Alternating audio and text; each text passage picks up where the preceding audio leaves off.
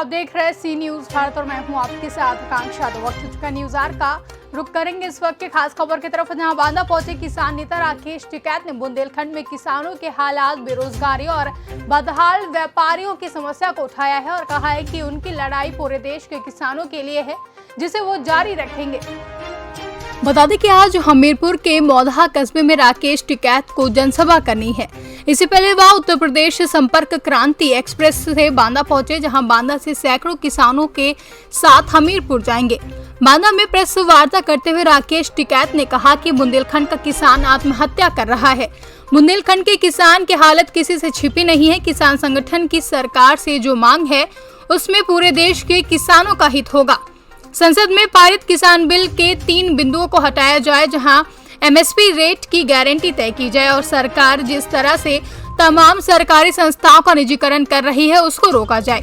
निजीकरण करने से बेरोजगारी बढ़ेगी। जहां बुंदेलखंड का युवा पहले से ही बेरोजगार है, यहां का युवा दिल्ली और सूरत जाकर कमाने को मजबूर है। यदि सरकार निजीकरण नहीं रोकेगी तो बेरोजगारी और ज्यादा बढ़ेगी। वहीं बड़ा व्यापारी किसान से सस्ते दामों पर माल लेकर एमएसपी पर बेचता है।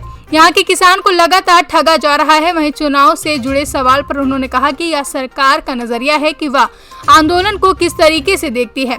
उनका आंदोलन किसी प्रदेश के लिए नहीं बल्कि पूरे देश के किसानों के लिए है और जब तक उनकी मांगे पूरी नहीं होती वह इसी तरह देश के हर कोने में घूम घूम कर किसानों और युवाओं को जागरूक करते रहेंगे।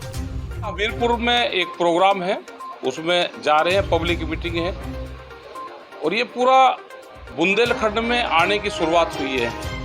जब से ये आंदोलन चल रहा है दिल्ली में 10 महीने इस आंदोलन को हो गए।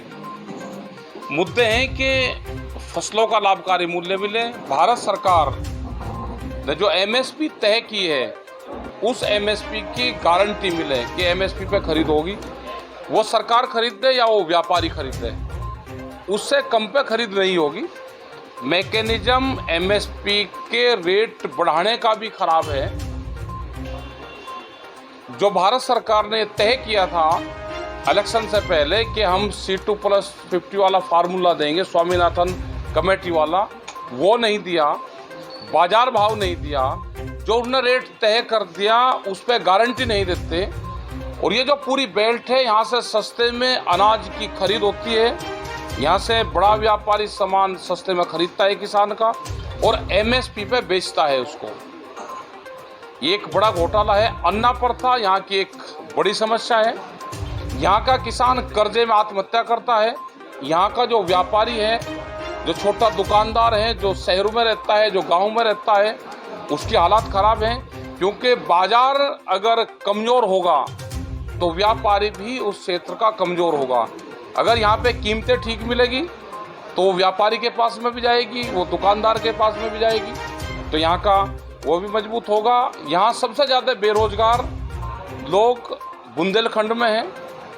रोजगार की तलाश में यहाँ से बहुत गाड़ियाँ हम देखते हैं कि दिल्ली में यहाँ की बहुत गाड़ियाँ यहाँ से नौजवानों को लेकर जाती हैं और वहाँ पे काम करते हैं। ये सारी समस्याएं हैं। भारत सरकार को हमने कहा कि 3 कानून आप वापसी लो और गारंटी कानून बनाओ एमएसपी पे। ये हमारे सवाल है। बिजली की समस्या है, जो और अदर सवाल हैं वे पूर्ण रूप से हैं। लगातार 10 महीनों से आपका आंदोलन दिल्ली में चल रहा है, इसके बाद भी सरकार आप नहीं मान रही है। अब आप यूपी की तरफ घूमे हैं, इस आंदोलन को यूपी में किस तरह उठाने? नहीं, यूपी में नहीं, हम पूरे देश का इशू है। वहाँ पर जो आंदोलन चल रहा है वो खाली उत्तर प्रदेश का नहीं है, वो पूरे देश का इशू है और हम पूरे देश भर में हम जाते हैं। हमारा ये है कि जिस तरह से भारत सरकार पूरे संसाधन बेच रही है उसका सीधा इफेक्ट जनता पे पड़ेगा। अगर प्राइवेटाइजेशन होगा, बेरोजगारी फैलेगी। कॉन्ट्रैक्ट अगर वे लोग करेंगे नौकरियों में तो सस्ता उनको लेबर चाहिए, सस्ता मजदूर चाहिए। पढ़ा लिखा जो लड़का हमारा होगा वो सस्ते में वो काम वहाँ पे करेगा। जिस तरह से गोदाम बना के, बड़े बड़े गोदाम बना के पूरे अनाज पे कब्जा करना चाहते हैं, रोटी को तिजोरी में बंद करना चाहते हैं। रोटी ज़रूरत की चीज़ है, रोटी बाजार की चीज़ नहीं है। ये जो बाजारीकरण हो रहा है इससे बेरोजगारी बढ़ेगी, लोगों की जेब से पैसा जाएगा। ये सारी समस्याएं आने वाले टाइम पे होगी। सर, सरकार का ये कहना है, एक आरोप है राकेश टिकैत पर कि जहां चुनाव होता है राकेश टिकैत वहां जाता है। नहीं, वो तो देखने का नजरिया है कि वो क्या देख रहा। आंखों पर अगर चश्मा लाल रंग का पहनोगे तो उसको पूरी दुनिया लाल दिखेगी, अगर हरा पहनोगे तो उसको हरा दिखेगी। वो किस नजरिए से देख रहे हैं? उनका मकसद चुनाव से है, हमारा मकसद देश बचाने से है। क्या घोषणा पत्र में जो ये मोदी सरकार थी, इसने ये कहा था कि मैं रेलवे को प्राइवेट करूंगा, स्पेशल ट्रेन नाम दे के उनको इसमें से पर्दे, चादर और कंबल हटा कर रेट महंगे कर दिए। क्या प्लेटफार्म के टिकट सस्ते हुए? क्या देश में जो बड़े बड़े संसाधन थे हमारे एयरपोर्ट तक, वे सब बिक्री पर लग रहे? LIC, भारत पेट्रोलियम, ये सब बिक रहे हैं। भारत पेट्रोलियम 1965 से पहले काल्टेक्स कंपनी थी, अमेरिकन, उसके पास था। जब इसने 65 में तेल देने से हमारे ही देश को मना करा तो इसको अधिग्रहण करा गया। इसको भारत सरकार ने अधिग्रहण करके भारत सरकार का एक उपकरण बनाया गया इसको।